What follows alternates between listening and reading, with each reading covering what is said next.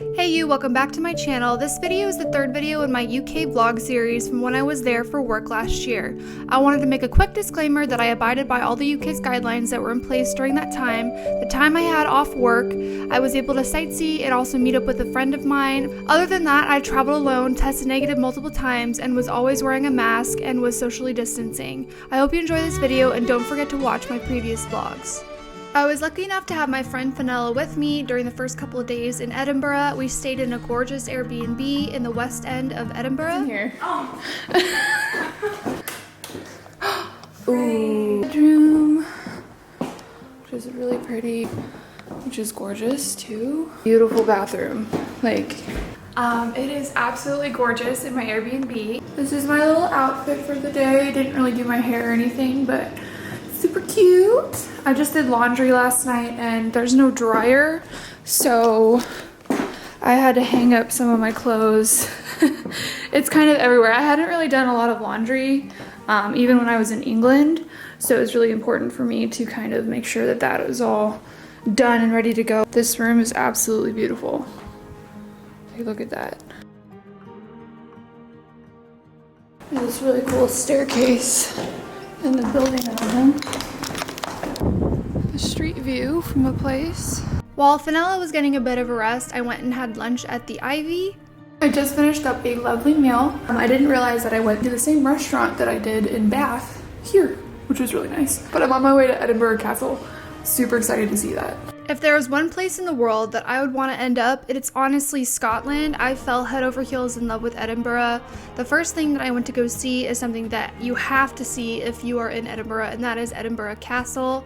It's super freaking cool. It has so many different things that you can see inside of it. If you're really into history like I am, you'll really enjoy this little tour. You can have a guided tour or just go and look by yourself. And it was really pretty just being able to see all this stuff. I'm obsessed with shows like Rain and Outlander, so that was really cool. After that, I met up with Fenella at the Royal Botanic Garden, and this was a really must-see kind of thing that you gotta do. Some of the greenhouses were closed at the time because of what's going on in the world, and then Fenella made dinner. Because I was in Edinburgh, I got up in the morning, and I'm super obsessed with Harry Potter, so I did kind of like a Harry Potter Slytherin kind of photo shoot for my OnlyFans and also just for Instagram in general. We kind of like played around with the camera. We're both photographers and stuff, so that was super fun to do. Hello, so we are on our way to go to Victoria Street, which is basically Diagon Alley in Harry Potter, and I'm really excited, as you can tell by this all black get up. I get ripped apart. So a must-see thing to do if you're a Harry Potter lover is to go see Diagon Alley, which is basically Victoria Street in downtown Edinburgh, and that was super fun to go see. It's a super colorful street, a lot of different shops and whatnot. You have to go see Museum Context if you are super into Harry Potter. Once again, it has all the different fandom stuff, anything you could imagine, wands, different memorabilia. You definitely got to check it out if you love Harry Potter. Then after that, we went around and checked out some other shops and made our way towards this one place that I really fell in love with, which is called Armstrong & Son. I'm super into 1940s dressing sometimes, and the selection they had was absolutely amazing. After that, Fenella and I walked around a bit, and it started to rain, like pouring rain, total Scotland, UK vibes, and we called it a night after that.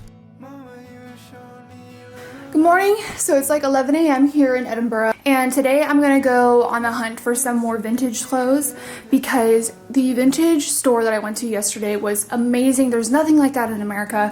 I highly recommend that you go. If you do come to Edinburgh, find a vintage store. Armstrong's, there's like a bunch of them. I found so many different like 1940s items that I've literally never even seen like in America, and it's like really hard to find those kinds of clothes.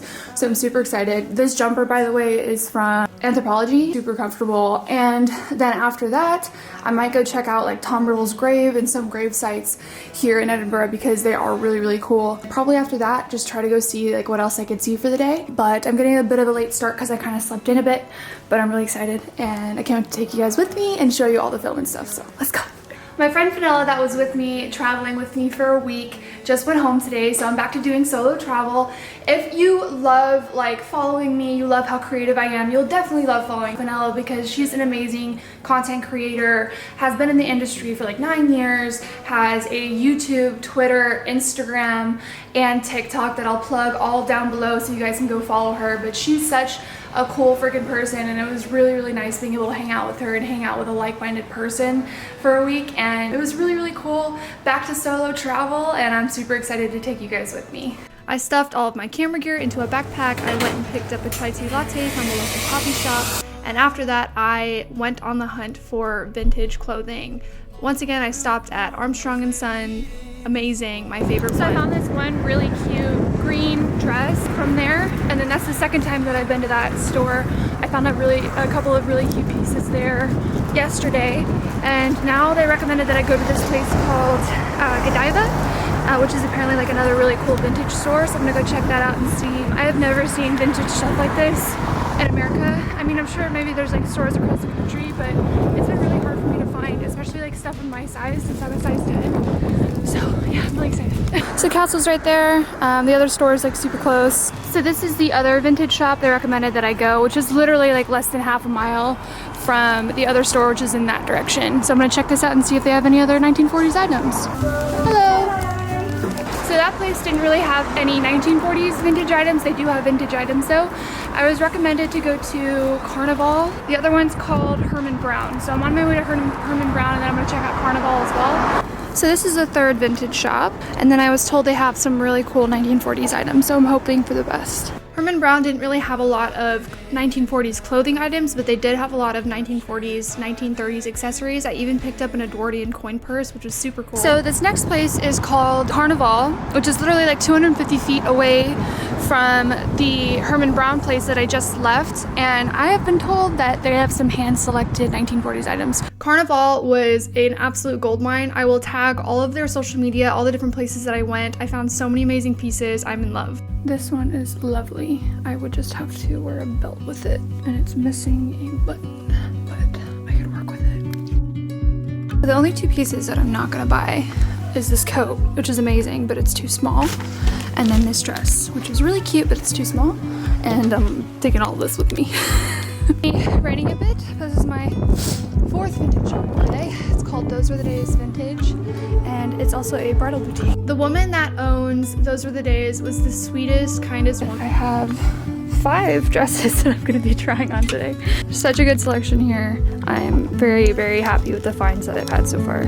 There were a few amazing pieces that I found that actually fit me. I found a 1920s dress, I found a 1940s dress, and then she was nice enough to show me her wedding dress collection. None of the dresses fit me though, because I'm big. So this is St. Catherine's Cemetery, which has some really cool headstones and stuff. On the way home, I stopped by Princess Street Gardens, and it's a definite must-see place. It has a gorgeous outlook of the castle. After that, I attempted to do curls with rollers. It did not turn out the way I expected. So this is what I came up with. It's not necessarily 1940s. I need to actually go to like a hair course to learn better, but I don't think it looks that bad.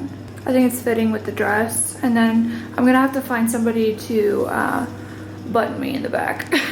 So like I said, I'm super indecisive when it comes to hair. I just decided to leave this one piece down, and then if I feel like pinning it up later, if I think it looks better, then I'll do that. But I feel like if I pin it up now, I'll mess it up. But I probably should have like kept it down, but it is really windy in Edinburgh, so I kind of didn't want to have to deal with that as much. But I think it still looks cute. I'm really excited to take some photos in this gorgeous 1940s authentic wedding dress that I found yesterday. I'm gonna be filming an entire like vintage vlog haul that I did in the UK. I have to get a lot of the pieces altered slightly to fit my large back and linebacker shoulders, so I'm gonna have to do that. But I'm really excited to take pictures today. I'm gonna take you guys with me. I'm gonna go to I forget the name of it, but it's this really famous graveyard that has some of the tombstones J.K. Rowling used in the Harry Potter series, so I'm really excited to check that out. I think it'll be a really cool place for photos in this dress. I did love how my makeup turned out though. I thought it was very Marilyn-esque. I'm headed to the graveyard right now. See you guys in a sec. So I'm now at Greyfriars graveyard, and apparently there's some like really cool tombstones here, so I'm gonna try to find them. So this is Dean's Village, cute little area of Edinburgh. You can come here for photos and whatnot, so that's kind of cool. So this little spot right behind me is where you want to come for pictures. I forget the name of the street, but get dropped off at Dean's Village, and then you can kind of come along this road in the back, and then come down. There's like steps right here, so you can come and take pictures here. This is the third video of my UK video series, the first part of my Scotland series specifically. Thank you guys so much for watching. Don't forget to hit like, subscribe, and comment down below because it helps me with the YouTube algorithm. I will be uploading my second part of this specific series very soon.